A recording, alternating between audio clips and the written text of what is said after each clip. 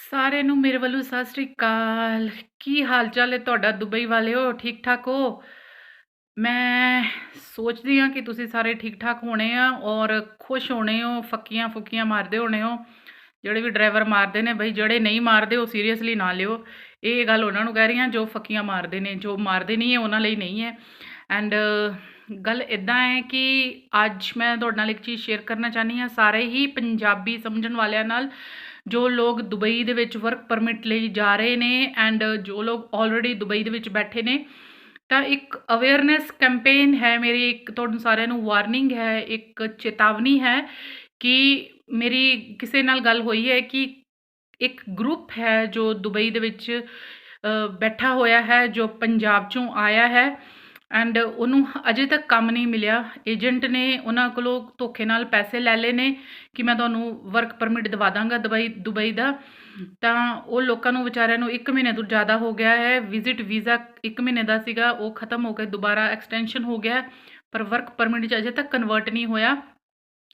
ਤਾਂ ਮੈਂ ਉਹਨਾਂ ਦੇ ਦਰਦ ਨੂੰ ਸਮਝ ਸਕਦੀ ਹਾਂ ਕਿ ਦੁਬਈ ਜਿਹੜਾ ਹੈ ਇੰਡੀਆ ਤੋਂ ਤਾਂ ਕਾਫੀ ਐਕਸਪੈਂਸਿਵ ਹੈ, ਤਾਂ ਉਹਨਾਂ ਨੂੰ ਕਿੰਨਾ ਪੈਸਾ ਜਿਹੜਾ ਹੈ ਖਰਚ ਕਰਨਾ ਪੈਂਦਾ ਹੋਏਗਾ ਰੋਟੀ ਪਾਣੀ 'ਤੇ ਜਾਂ ਫਿਰ ਇੱਦਾਂ ਦੀ ਕਿਸੇ ਚੀਜ਼ 'ਤੇ। ਅਗਰ ਉਹ ਸਾਰੇ ਹੀ ਲੋਕ ਮੇਰੀ ਵੀਡੀਓ ਦੇਖ ਰਹੇ ਨੇ ਜੋ ਕਿ ਮੈਂ ਉਹਨਾਂ ਦਾ ਨਾਮ ਨਹੀਂ ਲੈਣਾ ਚਾਹੁੰਦੀ, ਉੱਥੇ ਦੁਬਈ ਦੇ ਵਿੱਚ ਨੇ, ਤਾਂ ਉਹਨਾਂ ਨੂੰ ਇੱਕ ਰਿਕੁਐਸਟ ਕਰਦੀ ਹਾਂ ਕਿ ਦੁਬਈ ਦੇ ਵਿੱਚ ਟੈਕਸੀ ਤਾਂ ਤੁਹਾਨੂੰ ਕਾਫੀ ਮਹਿੰਗੀ ਪਏਗੀ। ਲੋਕਲ ਨਿਊਜ਼ਪੇਪਰ ਜਿਹੜਾ ਇੰਗਲਿਸ਼ ਦਾ ਹੁੰਦਾ ਹੈ ਜਿਹਦੇ 'ਚ ਜੌਬਸ ਆਉਂਦੇ ਨੇ, ਤੁਸੀਂ ਉਹ ਨਿਊਜ਼ਪੇਪਰ ਅਗਰ ਲੈ ਲਓ ਜਿਹਦੇ 'ਚ ਵਰਕ ਦੇ ਡਿਮਾਂਡ ਹੁੰਦੀ ਹੈ, ਤਾਂ ਉਹ ਪੜ੍ਹ ਕੇ ਤੁਸੀਂ ਆਪਣੀ ਐਲੀਜੀਬਿਲਿਟੀ ਦੇ ਹਿਸਾਬ ਨਾਲ ਅਗਰ ਕੋਈ ਕੰਮ ਤੁਸੀਂ ਕਰ ਸਕਦੇ ਹੋ ਤਾਂ ਉੱਥੇ ਤੁਸੀਂ ਲੋਕਲ ਅਪਲਾਈ ਕਰ ਦਿਓ।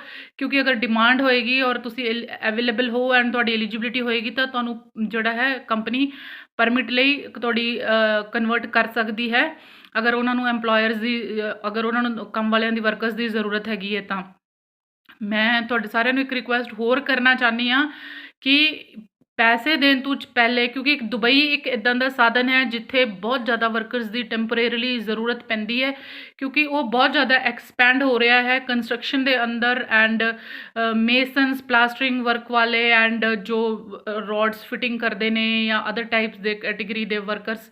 ਐਂਡ ਹੋਟਲ ਇੰਡਸਟਰੀ ਬਹੁਤ ਜ਼ਿਆਦਾ ਪੀਕ 'ਤੇ ਹੈ, ਬਹੁਤ ਸਾਰੇ ਹੋਟਲ ਦੇ ਅੰਦਰ ਐਮਪਲੋਇਰਸ ਦੀ ਵਰਕਰਸ ਦੀ ਜ਼ਰੂਰਤ ਪੈਂਦੀ ਹੈ ਐਂਡ ਬਹੁਤ ਹੀ ਜ਼ਿਆਦਾ ਡਰਾਈਵਰਾਂ ਦੀ ਲੋੜ ਪੈਂਦੀ ਹੈ ਜੋ ਕਿ ਅਲੱਗ-ਅਲੱਗ ਕੰਟਰੀ ਤੋਂ ਆਲਰੇਡੀ ਉੱਥੇ ਹੁੰਦੇ ਨੇ, ਕਾਂਟਰੈਕਟ 'ਤੇ ਵੀ ਹੁੰਦੇ ਨੇ ਐਂਡ ਅਦਰਵਾਈਜ਼ ਵੀ ਹੈਗੇ ਆ।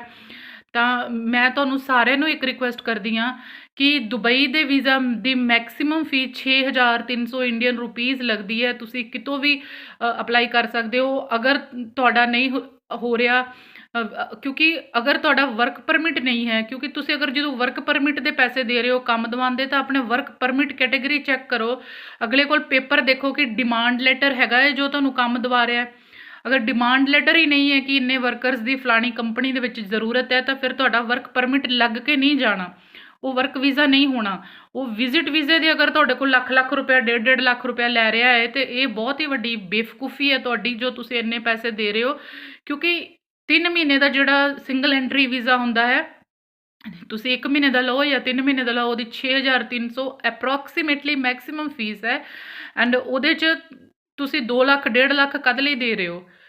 ਜੇ ਤੁਹਾਡਾ ਵੀਜ਼ਾ ਵਰਕ ਪਰਮਿਟ 'ਚ ਕਨਵਰਟ ਹੀ ਨਹੀਂ ਹੋਇਆ ਤਾਂ ਫਿਰ ਤੁਸੀਂ ਉਹ ਚੀਜ਼ ਨੂੰ ਕਿਉਂ ਕਰ ਰਹੇ ਹੋ? ਮੈਨੂੰ ਇਹ ਗੱਲ ਸਮਝ ਨਹੀਂ ਆਉਂਦੀ। ਕਿੱਥੇ ਬੈਠੇ ਹੋ ਤੁਸੀਂ? ਪੰਜਾਬੀ ਹੋ ਯਾਰ, ਪੜ੍ਹਾਈ ਲਿਖਾਈ ਕਰਿਆ ਕਰੋ, ਇੰਨਾ ਨਾ ਡਰਿਆ ਕਰੋ। ਤੁਸੀਂ ਪੈਸਾ ਦੇਣਾ, ਤੁਹਾਡਾ ਕੈਰੀਅਰ ਹੈ, ਚੈੱਕ ਕਰਿਆ ਕਰੋ ਸਾਰੇ ਡਾਕੂਮੈਂਟਸ। ਇੱਦਾਂ ਹੀ ਤਾਂ ਫਿਰ ਤੁਸੀਂ ਖੁਦ ਆਪ ਤੁਸੀਂ ਕੰਗਾਲ ਹੋ ਕੇ ਬੈਠੇ ਹੋ, ਤੇ ਜਿਹੜੇ ਏਜੰਟ ਨੇ ਉਹਨਾਂ ਦੂਸਰੀ ਕੰਟਰੀਆਂ ਦੇ ਵਿੱਚ ਘਰਾਂ ਦੀ ਪ੍ਰੋਪਰਟੀ ਬਣਾ ਕੇ ਉਹਨਾਂ ਨੇ ਵੈਸੇ PR ਲਈ ਹੋਈ ਹੈ। ਤੇ ਤੁਸੀਂ ਥੋੜ੍ਹਾ ਜਿਹਾ ਸੰਭਾਲ ਕੇ ਕੰਮ ਲਵੋ ਐਂਡ ਡਰੋ ਨਾ। ਅਗਰ ਤਾਂ ਤੁਹਾਨੂੰ ਇਹ ਬੰਦਾ ਹੋਰ 1 ਮਹੀਨਾ ਜਾਂ 2 ਮਹੀਨੇ ਹੋਰ ਦੇਖ ਲਓ, ਅਗਰ ਤੁਹਾਡਾ ਵਰਕ ਪਰਮਿਟ 'ਚ ਕਨਵਰਟ ਨਹੀਂ ਕਰਦਾ, ਉਹਨੂੰ ਇਮੀਡੀਏਟਲੀ ਦੁਬਈ ਗਵਰਨਮੈਂਟ ਜਿਹੜੀ ਬਹੁਤ ਸਟ੍ਰਿਕਟ ਸਜ਼ਾ ਹੈ ਉਹਨੂੰ ਉੱਥੇ ਸਜ਼ਾ ਦਿਵਾਓ, ਉਹਦੀ ਕੰਪਲੇਂਟ ਕਰੋ। ਕਿਉਂਕਿ ਜਦ ਤੁਸੀਂ ਦੁਖੀ ਹੋ, ਤੁਹਾਡੇ ਨਾਲ ਲੱਖਾਂ ਲੋਕ ਹੋਰ ਦੁਖੀ ਹੋਣਗੇ, ਘੱਟ ਤੋਂ ਘੱਟ ਹਜ਼ਾਰਾਂ ਤਾਂ ਹੋਣਗੇ ਹੀ। ਔਰ ਜਿਨ੍ਹਾਂ ਨੂੰ ਇੱਦਾਂ ਦੀ ਫ੍ਰੀ ਫੰਡ ਦੇ ਖਾਣ ਦੀ ਆਦਤ ਪੈ ਜਾਂਦੀ ਹੈ ਤਾਂ ਉਹ ਆਦਤ ਕਦੀ ਜਾਂਦੀ ਨਹੀਂ ਹੈ। ਤਾਂ ਤੁਹਾਡੇ ਅੱਗੇ ਰਿਕੁਐਸਟ ਹੈ, 1 ਮਹੀਨਾ ਤੁਸੀਂ ਵੇਸਟ ਕਰ ਚੁੱਕੇ ਹੋ ਆਲਰੇਡੀ, 1 ਮਹੀਨਾ ਤੁਹਾਡਾ ਹੋਰ ਹੈ। ਅਗਰ ਇਸ ਮਹੀਨੇ ਦੇ ਅੰਦਰ ਤੁਹਾਨੂੰ ਵਰਕ ਪਰਮਿਟ ਦੇ ਲਈ ਉਹ ਨਹੀਂ ਦਿੰਦਾ, ਕੋਈ ਕੰਮ ਦੇ ਪੇਪਰ ਨਹੀਂ ਮਿਲਦੇ ਤੁਹਾਨੂੰ ਕੰਪਨੀ ਕੋਲੋਂ ਸਪਾਂਸਰ, ਤਾਂ ਤੁਹਾਡਾ ਵਰਕ ਪਰਮਿਟ ਕਨਵਰਟ ਨਹੀਂ ਹੋਣਾ, ਉਹਨੇ ਵਾਪਸ ਚਲੇ ਜਾਣਾ ਐਂਡ ਤੁਸੀਂ ਇੱਥੇ ਬੈਠੇ ਰਹਿਣਾ, ਤੁਹਾਡੇ ਕੋਲ ਵਾਪਸ ਜਾਣ ਦੇ ਵੀ ਪੈਸੇ ਨਹੀਂ ਹੋਣੇ। ਕਿਉਂਕਿ ਰਿਟਰਨ ਟਿਕਟ ਤਾਂ ਵੈਸੇ ਤਾਂ ਹੋਣੀ ਚਾਹੀਦੀ ਹੈ ਅਗਰ ਤੁਸੀਂ ਵਿਜ਼ਿਟ ਵੀਜ਼ੇ ਤੇ ਆਏ ਹੋ, ਕਿਉਂਕਿ ਵਿਜ਼ਿਟ ਵੀਜ਼ਾ ਸਿੰਗਲ ਐਂਟਰੀ ਹੁੰਦਾ, ਉਹਦੇ 'ਚ ਤੁਸੀਂ ਕੋਈ ਕੰਮ ਨਹੀਂ ਕਰ ਰਹੇ। ਔਰ ਜਿਹੜਾ ਦੁਬਈ ਦਾ ਵੀਜ਼ਾ ਹੈ ਉਹ ਪੂਰਾ ਉਰਦੂ ਦੇ ਵਿੱਚ, ਜਿਹੜਾ ਉਹਨਾਂ ਦੀ ਲੈਂਗੁਏਜ ਹੈ ਉਹਨਾਂ ਦੀ ਲੈਂਗੁਏਜ ਦੇ ਵਿੱਚ ਹੁੰਦਾ ਹੈ। ਤਾਂ ਇਹ ਕਰਕੇ ਤੁਸੀਂ ਖੁਦ ਆਪ ਲਵਾ ਲਓ ਆਪਣੇ ਵੀਜ਼ੇ।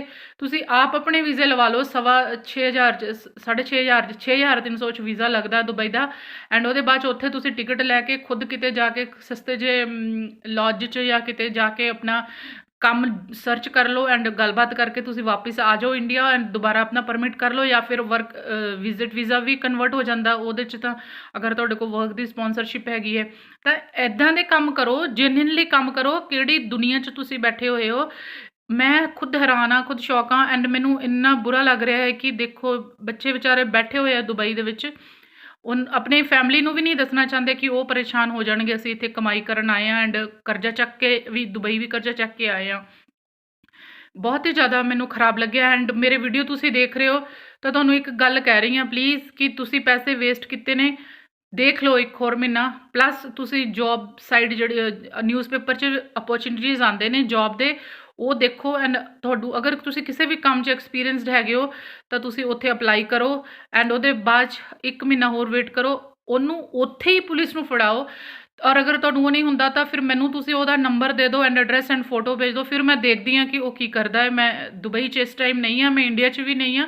ਅਗਰ ਮੈਂ ਇੰਡੀਆ ਹੁੰਦੀ ਤਾਂ ਮੈਂ ਉਹਨੂੰ ਉੱਥੋਂ ਆ ਕੇ 1 ਦਿਨ 'ਚ ਹੀ ਫੜ ਲੈਣਾ ਸੀ, ਕਿਉਂਕਿ ਮੈਨੂੰ 2 ਦਿਨ 'ਚ ਵੀਜ਼ਾ ਮਿਲ ਜਾਂਦਾ।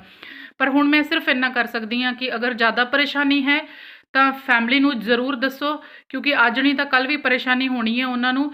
ਔਰ ਪਲੱਸ ਇੱਦਾਂ ਦੇ ਜਿਹੜੇ ਲੋਕ ਨੇ, ਇੱਦਾਂ ਦੇ ਜਿਹੜੇ ਏਜੰਟ ਨੇ ਜੋ ਇੱਦਾਂ ਦੇ ਫੇਕ ਕੰਮ ਕਰ ਰਹੇ ਨੇ, ਕਿਸੇ ਨੂੰ ਧੋਖਾ ਦੇ ਰਹੇ ਨੇ, ਕਿਸੇ ਨੂੰ ਇੰਨਾ ਜ਼ਿਆਦਾ ਇਹ ਹਿਊਮਨ ਟਰੈਫਿਕਿੰਗ ਹੈ ਪਲੱਸ ਚੀਟਿੰਗ ਹੈ। ਇਹ ਤਾਂ ਬਹੁਤ ਹੀ ਸੀਰੀਅਸ ਕੇਸ ਹੈ। ਦੁਬਈ ਦੇ ਵਿੱਚ ਉਹਦੀ ਜ਼ਮਾਨਤ ਵੀ ਨਹੀਂ ਹੋਣੀ ਐਂਡ ਪੂਰੀ ਉਮਰ ਉਹ ਜੇਲ੍ਹ 'ਚ ਸੜੇਗਾ।